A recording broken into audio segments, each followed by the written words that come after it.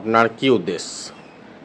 আমার উদ্দেশ্য হলো যে আমার এই কিসমত হস্ত পার্ট 1 যিবিলাক সমস্যা আছে এই সমস্যার কিছু পরিমাণে হলেও আমি সমাধানৰ কাৰণে আমি আগবাঢ়ি আহিছোঁ। ৰাইজৰ হৈ কিবা কৰিম বুলি ভাবিছোঁ। ৰাইজে যদি আমাক সঁহাৰি দিয়ে তেতিয়াহ'লে আমি ৰাইজৰ পিছত আমি আছোঁ, ৰাইজৰ হৈ আমি কাম কৰিম। এইটোৱে আমাৰ উদ্দেশ্য। ক্যান্ডিডেট কি নাম? ক্যান্ডিডেটৰ নাম হ'ল ক্যান্ডিডেট মোৰ অৰ্ধাঙ্গিনী মিস আঞ্জুমা বেগম। কি সিম্বল? আমার সিম্বল হল টেবিল। আপনার ওয়ার্ড নম্বর 1 অন্তর্গত কি সমস্যা? আমার ইয়াতে বিশেষকৈ সমস্যা হল খোৱা পানী যোগান আঁচনি আছে যদিও আমি ঠিকমতে যিমান পাব লাগে ইমান তেনেকৈ আমি নাপাওঁ। আমাৰ ইয়াত শৌচালয়ৰ অসুবিধা আছে, শৌচালয় হ'ব লাগে। মানুহৰ যিটো হাইজিন এইটো শৌচালয়ৰ পৰা বহুতখিনি দূষিত হয়। এই ঘৰে ঘৰে পকা লেট্ৰিন হ'ব লাগে, কিন্তু আজিলৈ হৈছে যদিও ইমান পৰিমাণে হোৱা নাই। তাৰপিছত আমাৰ সৰু সুৰা ৰাস্তা ঘাটবিলাক এটা ঘৰৰ পৰা আন এটা ঘৰ যাওঁতে যিবিলাক সমস্যা, এটা ঘৰৰ পৰা আন এটা ঘৰত যাওঁতে আমাৰ বিশেষকৈ 4 চকীয়া বাহন নোসোমায়। আজিকালি সৰু টোটো গাড়ী যিবিলাক হৈছে এই টোটো গাড়ীও নোসোমায়। খুব অসুবিধা ৰাস্তা ঘাটৰ পৰা, বিশেষকৈ ডেলিভাৰী পেচেণ্ট, বুঢ়া বৃদ্ধ মানুহ অহা যোৱাত বিৰাট অসুবিধা। এই ৰাস্তাবিলাকৰ আমি চেষ্টা কৰিম যাতে এই ৰাস্তা ঘাটবিলাক আমি কিছু পৰিমাণে আগবঢ়াব পাৰোঁ। তাৰপিছত আমাৰ যিটো এই ঘৰবাৰীৰ যিটো সমস্যা, ঘৰবাৰীৰ সমস্যা সকলোৱে ঘৰবাৰী এতিয়ালৈকে পোৱা নাই। প্ৰধানমন্ত্ৰীৰ যিটো আৱাস গৃহ, প্ৰধানমন্ত্ৰীৰ আৱাস গৃহ আজিলৈকে সম্পূৰ্ণ হোৱা নাই। আমি চেষ্টা কৰিম বিনা পইচাত কাকো পইচা নিদিয়াকৈ বেনিফিচিয়াৰীয়ে ঘৰ পাব লাগে। বেনিফিচিয়াৰী যিখিনি পাব লাগে বিনা পইচাত, মতলব বিনা পইচাত পাব লাগে, বিনা টাকা পইচাত পাব লাগে। চৰকাৰে দিব, বেনিফিচিয়াৰী পাব লাগে, মাজত কোনোবাই থাকিব নালাগে। আমি এইটো চেষ্টা কৰিম।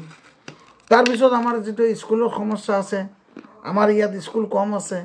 ল'ৰা ছোৱালীয়ে কিছুমান স্কুলত যায়, কিছুমানে নাযায়। কিছুমান গৰীব মানুহ আছে, ল'ৰা ছোৱালীক স্কুলত অতি সোনকালে খেদিব লগা হয়, বাহিৰত যাব লগা হয়। এইবিলাকক মানুহক আমি চেষ্টা কৰিম যাতে এইবিলাক মানুহক আমি শিক্ষামূলক গঠনমূলক এটা পৰামৰ্শ দি মানুহৰ ল'ৰা ছোৱালীক স্কুলমুখী কৰিব পাৰোঁ। তাৰপিছত আমাৰ যিটো ৰেচন কাৰ্ড, ৰেচন কাৰ্ডৰ সমস্যাটো প্ৰধান সমস্যা। কিছুমান মানুহে ৰেচন কাৰ্ড আজিলৈকে পোৱা নাই। সেইবিলাক ৰেচন কাৰ্ড যিয়ে পোৱা নাই, কি কাৰণত পোৱা নাই, এইবিলাক আমি চেষ্টা কৰি আনি দিব চেষ্টা কৰিম। তাৰপিছত বৃদ্ধ পেঞ্চনত বিশেষকৈ বেছি খেলি মেলি দেখা যায় যে যিবিলাকৰ 60ৰ ওপৰত বয়স হৈছে, সাধাৰণতে বৃদ্ধ বুলি আমি ধৰি লওঁ, বৃদ্ধ হৈছে, কিন্তু এই 60ৰ ওপৰত বহুত মানুহ আছে এতিয়ালৈকে বৃদ্ধ পেঞ্চন পোৱা নাই। যিবিলাক প্ৰয়োজন সেইবিলাক পোৱা নাই, যিবিলাক প্ৰয়োজন হোৱা নাই সেইবিলাকে কিছুমানে পাই আছে। এইটো পৰিলক্ষিত হৈছে। এইটো যাতে আমি সমাধান কৰিব পাৰোঁ, ইয়াৰ প্ৰতি আমাৰ আঙুলি অলপ উঠিব। তাৰপিছত আয়ুষ্মান কাৰ্ডৰ ওপৰত মানে মানুহে খেলি মেলি এতিয়া কৰি আছে। আয়ুষ্মান কাৰ্ড লৈ য'তে ত'তে ট্ৰিটমেণ্ট কৰিব নোৱাৰি আজিকালি। এইটো আমি অলপ চৰকাৰক আবেদন জনাওঁ যাতে আয়ুষ্মান কাৰ্ডটো প্ৰত্যেকটো হস্পিটেলত ইয়াৰ সুযোগ দিয়ে, আয়ুষ্মান কাৰ্ডৰ সুযোগ দিব লাগে। বিশেষকৈ আমাৰ ইয়াত বানপানীৰ সমস্যাটা বিৰাট এটা ডাঙৰ সমস্যা। এই সমস্যাৰ বিষয়ে আমি মুখ খুলিম চৰকাৰৰ ওচৰত যে বানপানীৰ সমস্যাটো ৰাষ্ট্ৰীয় সমস্যা হিচাপে পৰিগণিত হ'ব লাগে, যাতে চৰকাৰে অলপ ইয়াৰ কৰ্ণগোচৰ কৰে। তাৰপিছত অংগনবাদী চেণ্টাৰ আছে আমাৰ ইয়াত। এখন অংগনবাদী চেণ্টাৰত কিছুমান ল'ৰা ছোৱালী, সৰু সৰু ল'ৰা ছোৱালীবিলাকে নাযায়, আৰু গ'লেও যিবিলাক উপযুক্ত ট্ৰিটমেণ্ট, উপযুক্ত খাদ্য, শিশু খাদ্য যিবিলাক পাব লাগে সেইবিলাক অলপ হৰলুকি হোৱা যেন পৰিলক্ষিত হয়। এইবিলাক আমাৰ ঠিক হ'ব লাগে। সদৌ মই খেলপথাৰৰ কথা ক'ম। আমাৰ ইয়াতে তেনেকুৱা খেলপথাৰ আমাৰ নাই। যদি চৰকাৰে কিবা সুযোগ দিয়ে আমি খেলপথাৰৰ বিষয়ে অলপ ভাবিম। এইখিনি কৈ মই টেবিলৰ মোৰ ঘৈণীয়েকৰ চিহ্ন হ'ল টেবিলৰ ছবি। এই কাছাৰীহাট গাঁও পঞ্চায়তৰ অন্তৰ্গত কিসমত পাৰ্ট 1 ক শাখাৰ এজন প্ৰাৰ্থী।